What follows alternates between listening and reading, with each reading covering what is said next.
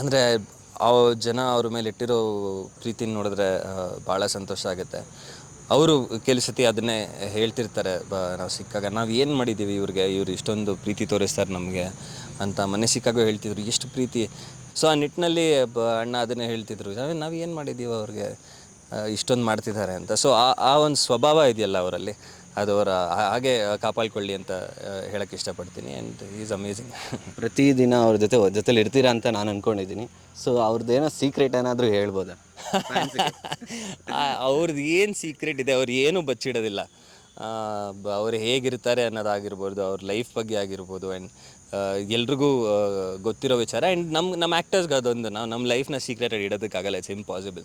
But ಅವ್ರು ಇನ್ನೂ ಅಷ್ಟೇ, ಅವ್ರ ಫ್ಯಾನ್ಸ್ ಜೊತೆ ಅವರೇನು ಮುಚ್ಚಿಡೋದಿಲ್ಲ. ಸೊ ಸೀಕ್ರೆಟ್ಸ್ ಅಂತ ಏನಿಲ್ಲ, ಅವ್ರು ಹೇಗಿರ್ತಾರೆ ನಮ್ಮೆಲ್ರಿಗೂ ಗೊತ್ತು.